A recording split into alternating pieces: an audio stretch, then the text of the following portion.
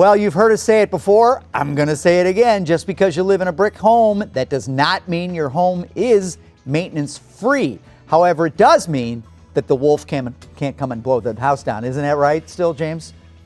We hope so.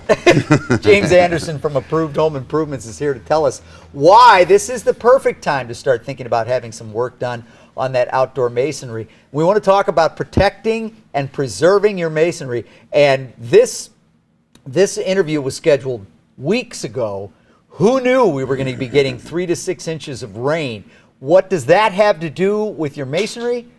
Well, it has a lot to do with it, doesn't it? Yeah, I mean, our special today is how to prevent your masonry from soaking up moisture, which we're a little late on that, but this isn't all the moisture we're going to get for the year. And also, the real preventive measure to keep the moisture from getting in is when we have the next temperature drop. So we have a big one from what we had Sunday to today. Right. Well, the next one's when we're going to be talking about going into fall, going into winter. And when that happens, it's too late. It gets to temperatures where we can't do the repairs and stuff. So basically, the sealer keeps the moisture from being able to penetrate your chimney, because once it gets in there and it starts cooling off, it doesn't evaporate like your yard does. It stays in there for weeks or maybe a month. Now, are we talking about just the mortar that we're sealing, or the entire brick, the entire face? Structure? Okay. The entire structure, crown, which is basically like your roof on your chimney. It's made of concrete or mortar. The brick and the sealer. The problem is you protect just your mortar joints, because you can get a silica sand with the preventative stuff in it. Your brick isn't sealed, so your brick will soak up the moisture just like the mortar will. Go around the mortar and into the brick, and there's all kinds of little gaps for it to get through anyway. Your bricks are porous. Outside of it, I mean, if you get a look at it, they're very porous, and they hold water. Even if you can't see it on the outside, there's still water inside that brick. It's 3.5 to 4 inches thick. Right, and you've talked about the inside of the chimney as well. That gets a lot of abuse from the heat and the buildup of the materials. We just did several chimneys from the last rain, and they think, here's what happens. If you have a ranch, you're probably not going to know your chimney's ever leaking until it's really bad, and probably your brick wall could possibly fall over. If you have a 2-story or have a house with a basement, you're going to notice it, because the water's going to go all the way through down into your basement.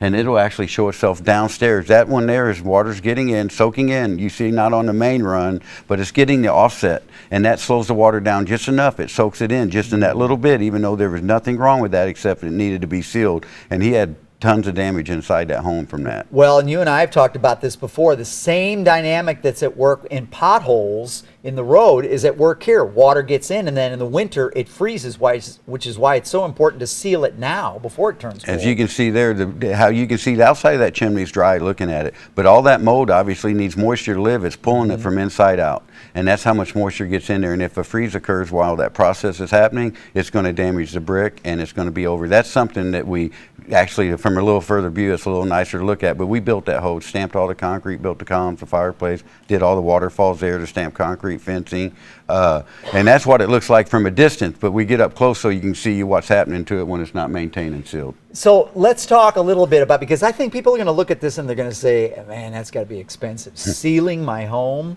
but it's incredibly affordable.